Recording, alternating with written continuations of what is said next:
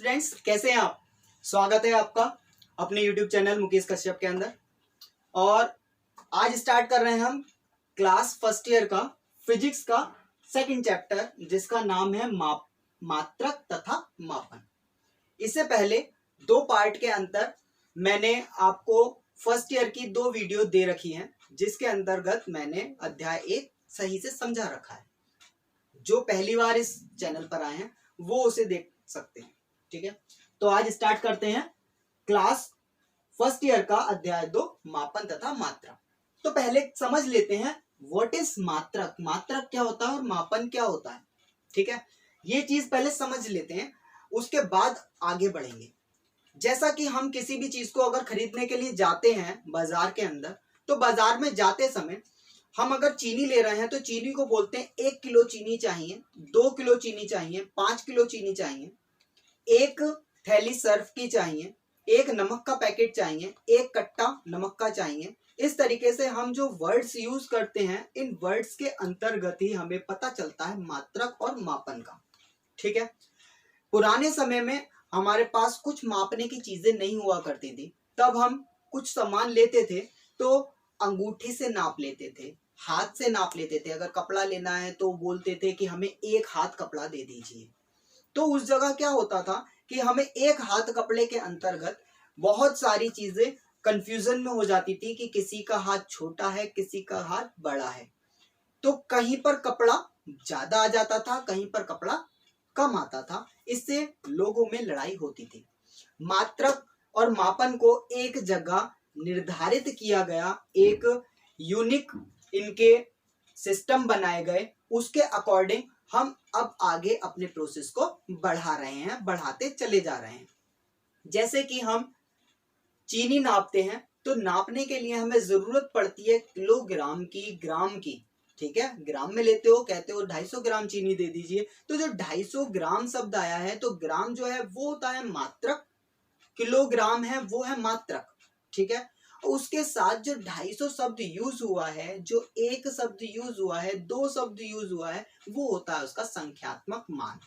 ठीक है, तो हमें यहां से पता चलता है कि अगर हमें कोई मात्रक दे रखा है या कोई मापन करना है, किसी चीज को मापना है, तो मापने के लिए हमें दो चीजों की जरूरत पड़ती है। एक होता है मात्रक और एक होता है संख्यात्मक मान। ठीक है, संख्यात्मक मान। तो जैसे हमने कहा चीनी चाहिए, और चीनी के अंतर्गत हमें क्या चाहिए, चीनी हमें 5 किलो चीनी चाहिए। ठीक है, तो ये 5 जो शब्द है वो तो है संख्यात्मक मान, और ये जो किलोग्राम है ये क्या हमारा मात्रक। क्लियर, समझ पा रहे हैं। पुराने टाइम में हमें अगर इंच नापना होता था तो क्या करते थे कि अंगूठा है, अंगूठे का ऊपर का जो हिस्सा है इसको इंच मान लिया जाता था। तो उस जगह थोड़ी सी परेशानी होती थी। क्या होती थी कि किसी का अंगूठा छोटा है, किसी का बड़ा है, तो वो ठीक से नाप नहीं पाते थे। फुट अगर नापना होता था तो पैर का जो पंजा होता है, पैर का तलुआ जिसे बोलते हैं पंजा, उस पंजे की लंबाई को फुट मान लिया जाता था। तो किसी का पंजा बड़ा, किसी का पंजा छोटा, वहां पर भी यही कठिनाई आती थी। अब आगे जब हम बढ़े और ये इन्वेंशन होती गई, तब हमने लंबाई के मात्रकों को फुट को भी चेंज किया, आपका मीटर को भी एक निर्धारित कर लिया गया। सब चीजें हमने निर्धारित करते गए स्केल वगैरह के अंतर्गत, जिससे कि अब हमें पता चलता है कहीं पर किसी दुकान पर जाएंगे, एक स्केल निर्धारित होता है, उस स्केल को हम सही रूप में मानते हैं, क्योंकि वो एक हमारा अंतरराष्ट्रीय मानक हो गया है। क्या हो गया, अंतरराष्ट्रीय मानक, जो हर जगह पर वही अवेलेबल होगा। अगर दुकान पर जाएंगे परचूनी की, तो 1 किलो का जो बाट होता है वो बाट हर जगह पर सेम ही मिलेगा। ठीक है, तो इससे हमें अब सामान के लेन देन में कोई भी दिक्कत नहीं आती है। तो मैं समझता हूं आपको इसके बारे में सही से समझ में आ चुका होगा। अब मापन जो होता है, मापन के लिए हमें, इस मापन को नापने के लिए हमें पहले जरूरत पड़ती है कुछ ऐसी बातों की जो हमें बहुत पहले पता होती है 9th क्लास से, लेकिन उसका थोड़ा सा विस्तृत रूप है। वो क्या है कि हमें पहले पता होना चाहिए मूल राशियां। क्या होती हैं, मूल राशियां। अब ये चीज बहुत अच्छी तरीके से समझ लेना कि मूल राशियां पहले आपने 9th क्लास में पढ़ी हैं कि 7 मूल राशियां होती हैं। ठीक है, मैं आपको इस चैनल के ऊपर पूरा डीपली पढ़ाने के लिए बैठा हूं, तो इसलिए आप पूरा डीपली समझिए कि जो मूल राशियां होती हैं वो मूल राशियां कहां से आई, क्यों आई और कितनी पहले मूल राशियां होती थी। ठीक है, तो मूल राशियां होती हैं, जो पहले लिया गया था वो लिया गया था यांत्रिकी के ऊपर। किस पर? यांत्रिकी। तो यांत्रिकी के अंदर जो यूज होता था वो होता था लंबाई। यांत्रिकी में लंबाई, द्रव्यमान और समय, ये 3 चीजें यूज होती थी यांत्रिकी के अंदर।